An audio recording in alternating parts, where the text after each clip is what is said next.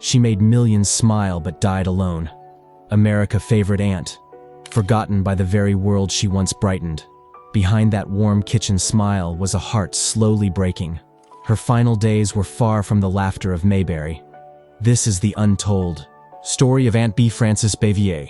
Before we dive into video, please subscribe our channel. In the golden age of television, few characters left a mark like Aunt B from The Andy Griffith Show. Played by Frances Bavier, Aunt B was the gentle soul, the caring voice, the homemaker of Mayberry who seemed like everyone's dream relative. But the woman behind the apron was far more complex than the character she portrayed. While America saw warmth and comfort, Frances often lived in quiet turmoil. What led her from nationwide adoration to complete solitude? To understand the heartbreak of her final years, we must go back to where it all began. Frances Elizabeth Bavier was born on December 14, 1902, in New York City. Raised in a modest household, she was an only child. Her parents, Charles and Mary Bavier, were hard-working, traditional people. Her father worked as a stationary engineer, while her mother managed the home. Frances grew up in a world shaped by discipline, routine, and little emotional expression. Yet even as a child, she was drawn to performance and fantasy, a quiet rebellion from the coldness around her. As a young girl, Frances found refuge in books and school plays. While other children played outdoors, she memorized lines and acted out scenes in front of a mirror. Her teachers often praised her sharp memory and confidence on stage, but no one imagined this quiet, reserved girl would one day become a national figure. Her first real brush with the world of performance came in high school. It was there that a drama teacher noticed her talent and encouraged her to pursue acting professionally. Though her parents weren't thrilled about the idea, especially her father, who saw acting as a fleeting distraction, Frances held onto her dream tightly. After graduating, she enrolled at Columbia University and later trained at the American Academy of Dramatic Arts. It was here that Frances truly began to bloom. Surrounded by creatives, she felt a sense of belonging for the first time. Acting was no longer a dream, it was her calling. But the path ahead wouldn't be as smooth as a Mayberry pie. Frances was about to enter a world filled with tough breaks, big cities, and long nights under dim stage lights. When Frances Bavier left the halls of the American Academy of Dramatic Arts, she wasn't just another graduate, she was a woman determined to carve her name into a world that rarely welcomed quiet women with strong wills. The bright lights of Broadway were dazzling, but behind that brilliance was a bitter struggle for recognition. In the 1920s and 30s, theater was dominated by young, glamorous starlets. Frances didn't fit that mold.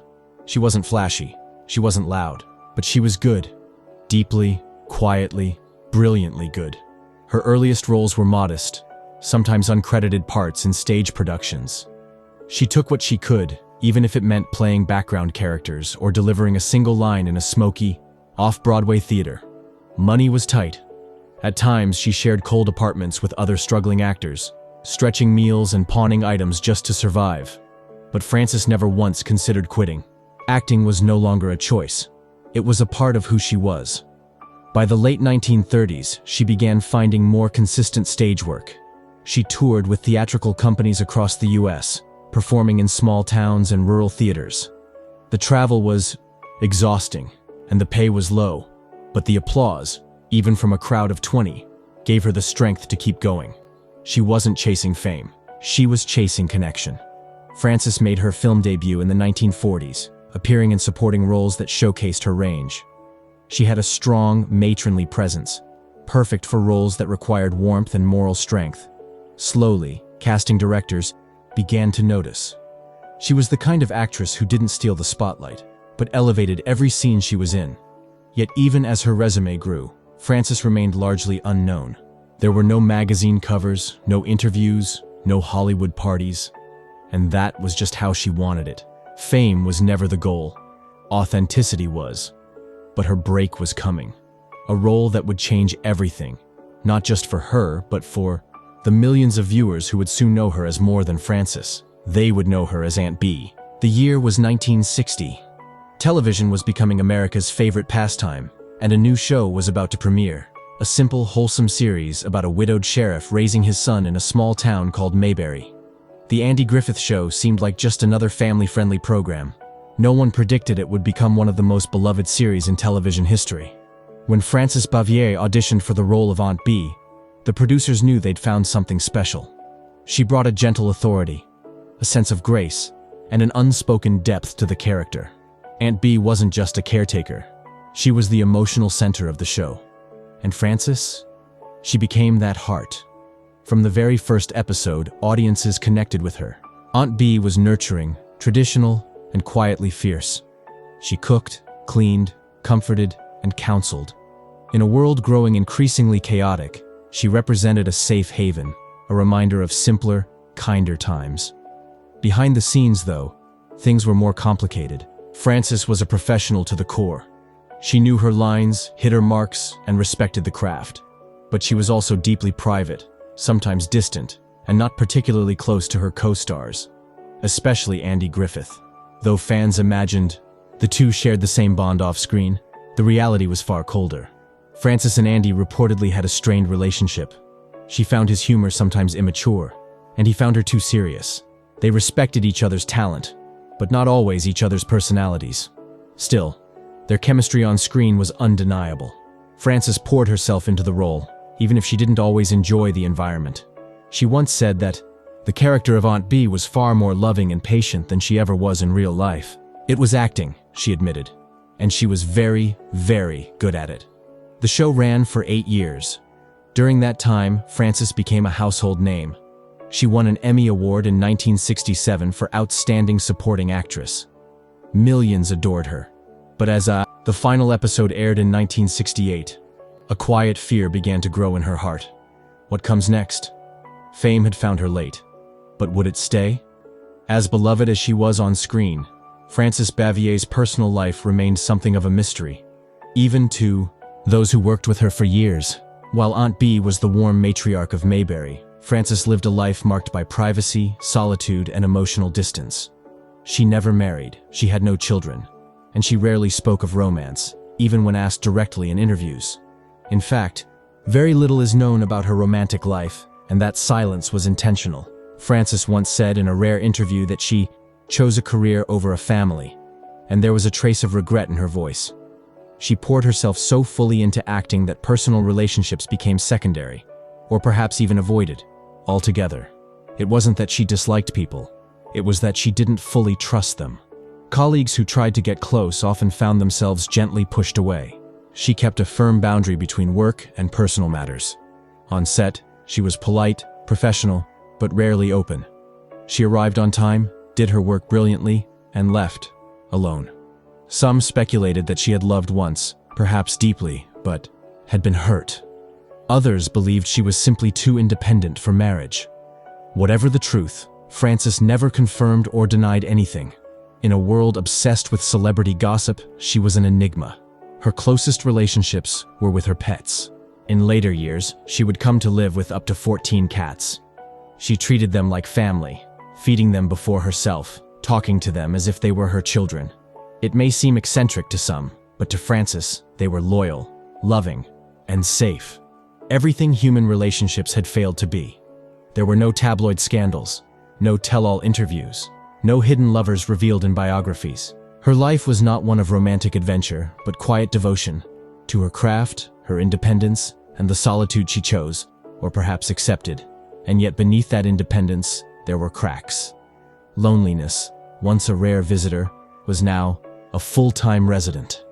As the world moved on from Mayberry, Frances began to withdraw even further. The cameras had stopped rolling, but the silence that followed was deafening, and soon it would lead to the most heartbreaking chapter of her life. When the Andy Griffith Show ended in 1968, Frances Bavier didn't bask in the glow of retirement. Instead, she found herself adrift in a world that no longer needed Aunt B. Roles became scarcer. Television was changing. The wholesome, slow-paced charm of Mayberry was giving way to edgier stories and younger faces. Hollywood had moved on. And so, it seemed, had the audience. For Frances, this transition wasn't just professional. It was deeply personal. She had poured nearly a decade of her life into a role that defined her. Now, as scripts stopped arriving and public appearances grew fewer, she began to retreat from the world entirely. The applause had faded, and what remained was a growing sense of isolation. In the 1970s, She accepted a few small roles, including a brief return as Aunt B in Mayberry RFD, but her heart was no longer in it. She was tired, emotionally and spiritually. The world behind the camera had worn her down.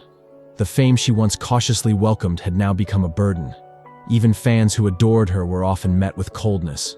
She had grown impatient, irritable, even angry at times with those who recognized her on the street.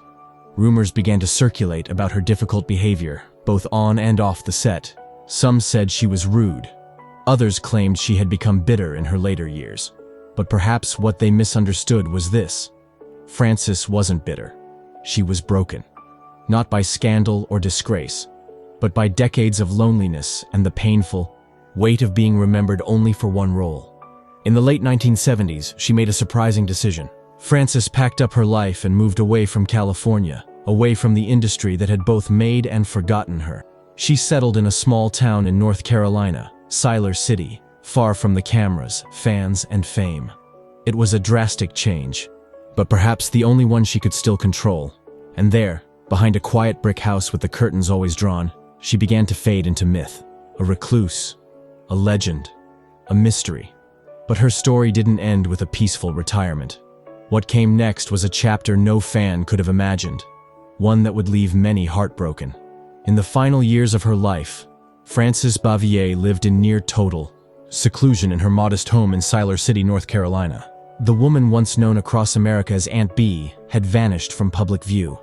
Neighbors saw her rarely, just a glimpse at the mailbox or a shadow behind a curtain. She avoided visitors, declined interviews, and left unanswered letters from lifelong fans. Fame had given her everything and taken just as much. Her house was filled with memories, but not from the red carpets of Hollywood. Instead, it was home to her beloved cats and simple possessions, many untouched for years. She was no longer surrounded by producers, makeup artists, or co-stars. Instead, silence became her closest companion. In a rare 1986 interview, she admitted to feeling lonely and tired. She expressed regret, not over her career, but over how deeply it isolated her. "It's very difficult to live up to Aunt B," she confessed. "She's so much nicer than the real me." Frances' health began to deteriorate in the early 1980s. Arthritis, heart issues, and a failing memory all slowly eroded what little freedom she had left. In 1989, she was admitted to a local hospital.